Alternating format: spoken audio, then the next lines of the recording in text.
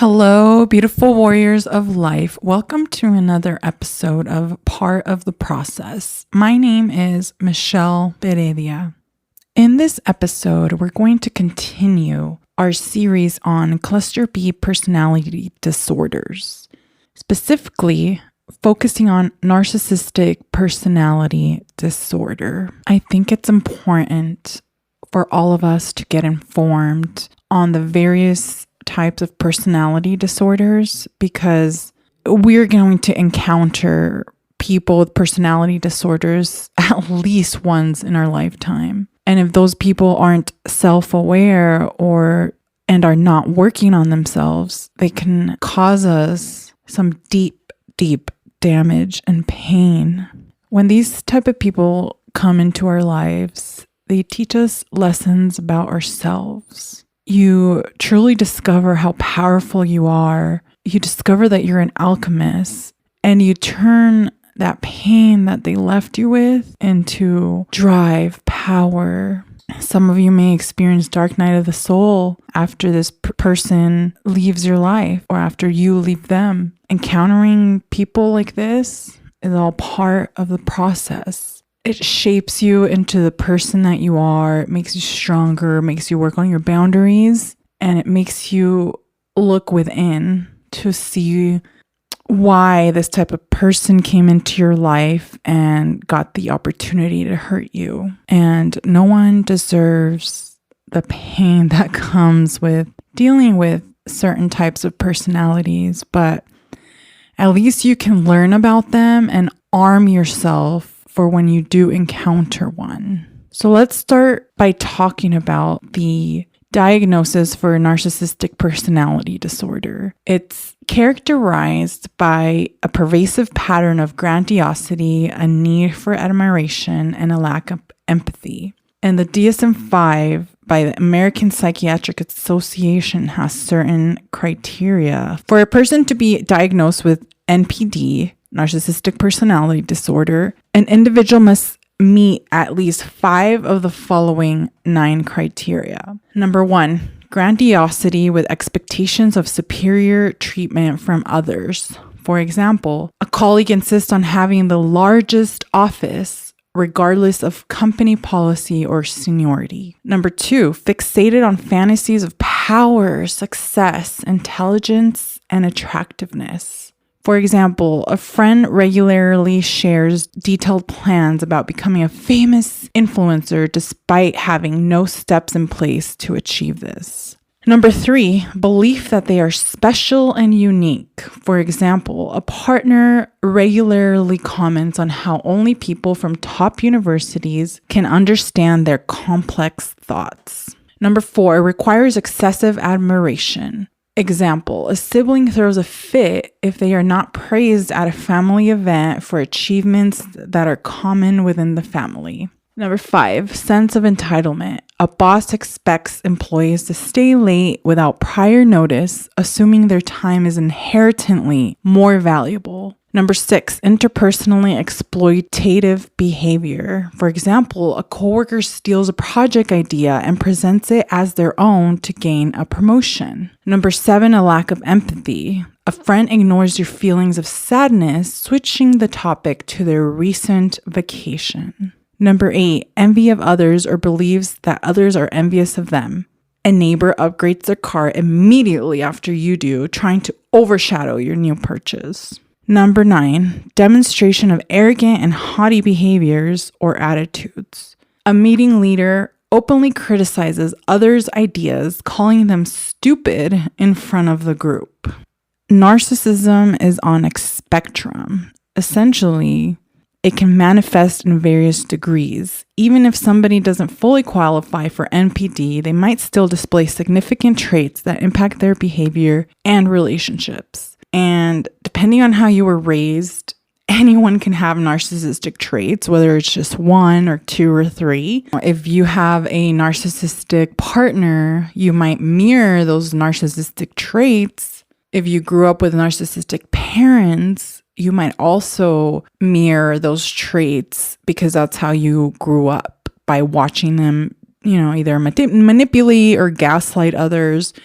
So you pick up on that. Or sometimes we might be at rock bottom and we're angry, and sometimes people hurt others unintentionally. And like I said, we can all have these narcissistic traits. The difference is that we are able to look within and feel bad and feel guilty or remorse for treating others this way, and then hopefully change that behavior and apologize for our actions instead of turning it around and blaming the other person.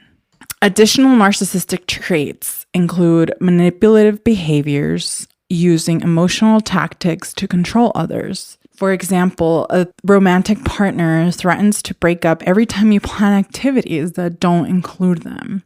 This is what would happen to me. I would plan a girls' night or something, and my partner would be like, "Oh, I thought I was going to help you with a project around your house that day, and that's the only day I'm available." So then I would just cancel my girls' night. It was a very passive way to be manipulative. Other traits, superficial charm, appearing charming and likable at first, only to reveal more self-serving motives later. For example, a coworker charms their way into a leadership role within weeks of getting the job, only to start exploiting their position. They assign all the cases they have to others, and they do the bare minimum, but your boss thinks they're a superstar employee and they're doing all the work because they're charming, and it sounds like they know what they're talking about when they put all these words together, and the words are pretty, and even though they don't do any work and they have everyone beneath them doing everything. So let's discuss narcissism in the workplace. So there are a few signs that give away to when you're dealing with a narcissistic coworker or colleague or boss. So number 1, they're conversation hoarders and interrupters. Number 2, name and status dropper. 3, spotlight hogger. 4, steal or take disproportional credit. 5, charming and persuasive, but they don't follow through. 6, they break the norms and social norms. They break rules and social norms. 7, they're sensitive to criticism and blame others for their failings. 8, passive aggressive tendencies. 9, superior or inferior orientation. And 10, negative and toxic emotions. And this is from Psychology Today. They can use others to achieve personal goals and lack consideration for colleagues' well-being. For example, a supervisor regularly takes credit for team achievements while blaming individual members of the team for any failures. When you're searching for a job, a workplace can have a narcissistic structure. For example, they can love bomb you by initially paying you a high salary so that you take the job. They have promises of grandeur, promotions, and exploitative contracts. So it creates a cult-like corporate structure. Many times you hear these corporations or businesses calling each other family. And then once the truth is revealed, you see that, yeah, they might be like a family, but a toxic family with narcissistic structure. Some ways to protect yourself at work from narcissistic bosses or narcissistic workplaces is to document all interactions via email or in writing, consult HR for serious issues, keeping professional boundaries clear. For example, send follow-up emails summarizing verbal agreements with a narcissistic manager. We're going to move on to romantic relationships with narcissists.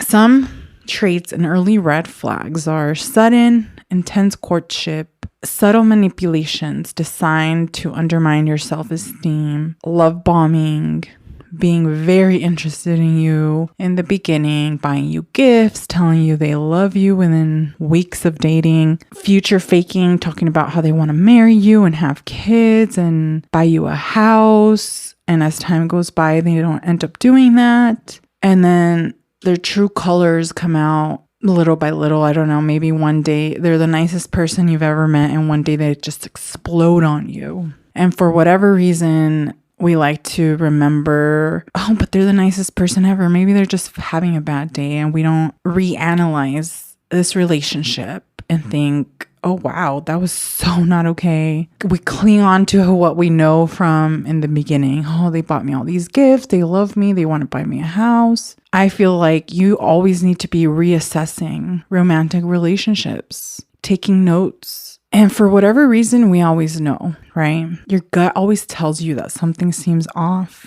Once you start looking into their background, that's not a good sign, right? You're Googling their exes. They like to triangulate you as well. They're like, oh, my ex was so nice. Oh, my ex did this for me. My ex did that for me. My ex was beautiful. And then you're sitting there like, oh my God, am I not beautiful enough? I want to do things better than their ex. I don't know. What was the biggest red flag for me? I think the biggest red flag was when I tried leaving the first time. My partner made up this whole story that he was in the hospital, that he was dying. And that's a form of manipulation. Like, oh, you leave me, I'm going to go harm myself, or I'm going to end up in the hospital, or things like that. Of course, you can have narcissistic friends who exploit your generosity, who are overly enthusiastic when they need a favor, but are unavailable when you need help.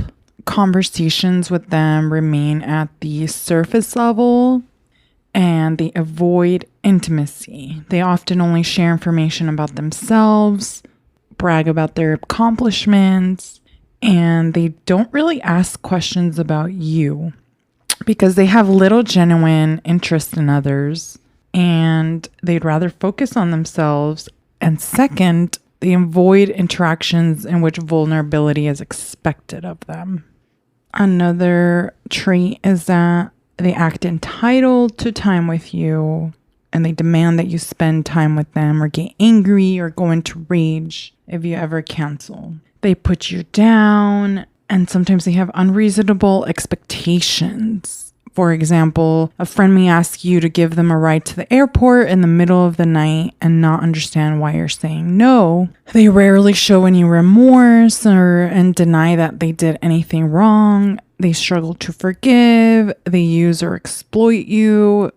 And the number one indicator, honestly, is you feel drained after spending time with them. I can't begin to tell you how many times I have felt depleted after spending time with a particular person. This has happened multiple times where after you go home from spending time with them, you just want to sleep for like 2-3 days, or you get a migraine immediately and you're just so drained out. And they can end friendships when it stops serving them. Let's move on to narcissism within the family structure. Yes, whether that's your parents, siblings, aunts, grandparents, uncles. I just recently finished reading the book Adult Daughters of Narcissistic Mothers, and I recommend everybody read that book, whether you're a daughter or not. It's such an amazing book that puts so much into perspective, and I feel like it has been a large stepping stone in my healing journey. In this book, they discuss the effects of being raised in a narcissistic family, in particular when your mom's a narcissist, and it describes 2 different types of narcissistic moms: the grandiose narcissistic mom, where everything's about them, they're loud, they show off, they think they deserve special treatment. They're outgoing and confident. They have superficial relationships. And then there's also the vulnerable narcissistic mom, the mother who's always depressed, unhappy. They are the quieter, not well-known, fragile narcissist. Thinks little of herself, but demands high from others. Relied on you to take care of her medically, financially, and emotionally. You were her confidant, there to solve her problems.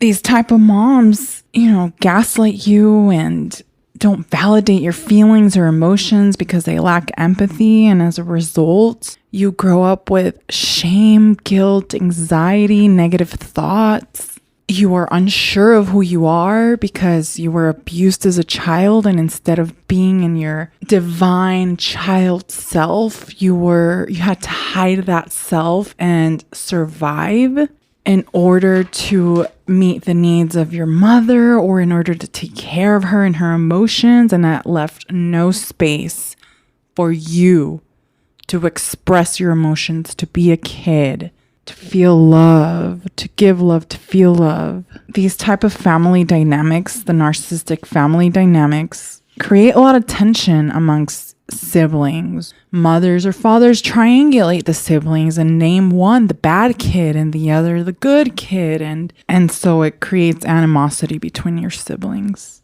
So I totally recommend that book. I think I'm going to do a separate episode just on the book because it was so good. And therefore, as a result of being raised in a narcissistic home, you're depressed, you have anxiety, you have low self-esteem, you choose partners that are not good for you. You never learned what a healthy, loving environment was. And so you grow up and now you have to heal. If you're aware enough, you heal all that trauma, and it's always there, but you eventually learn how to react differently when similar situations arise. And of course, dealing with a narcissistic person can have various impacts. And of course, biological impacts, psychological impacts, and spiritual impacts. For biological, your stress response is activated. And it can lead to a chronic activation of the body's stress response. It can cause adrenal fatigue, increased cortisol levels, weight gain, immune system suppression, and metabolic disturbances. As we know, stress can cause autoimmune diseases, cancer, a variety of problems. A person might experience frequent colds or prolonged recovery times from illnesses due to the weakened immune system. It can cause sleep disturbances. The ongoing stress and anxiety can disrupt sleep patterns, leading to insomnia or non-restorative sleep. This lack of sleep can exacerbate other health issues such as poor cognition functions, increased irritability, higher susceptibility to mood disorders like depression, and it truly alters your brain physiology. You guys should look more into that. Psychological impacts are decrease in self-esteem and self-worth. Regular manipulation and criticism from narcissistic individuals can severely impact self-esteem. Victims may begin to doubt their values and abilities, which manifest as low self-confidence, persistent self-doubt, depression, or anxiety disorders. And trauma and stressor-related disorders, for example, CPTSD, can result from long-term exposure to narcissistic abuse. Symptoms of this include intrusive thoughts or flashbacks, emotional numbness, hyperarousal states. You can have brain fog, difficulty articulating your words or coming up with a sentence, and dependency issues. The manipulative nature of narcissistic relationships might lead to codependency, where you feel unable to make decisions or feel secure without the approval of the narcissist. You really lose yourself.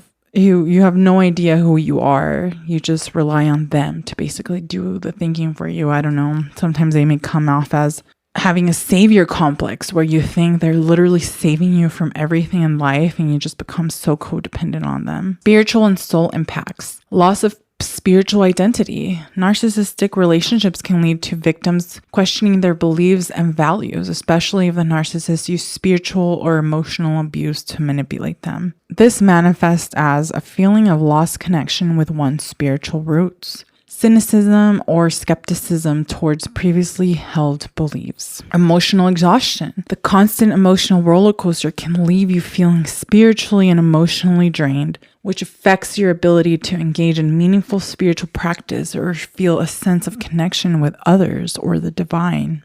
Impaired ability to trust. The deceit and manipulation inherent in narcissistic relationships can erode the ability to trust others. So in order to protect yourself from narcissistic people, make sure you're setting firm boundaries have minimal or no contact with them and listen to your gut.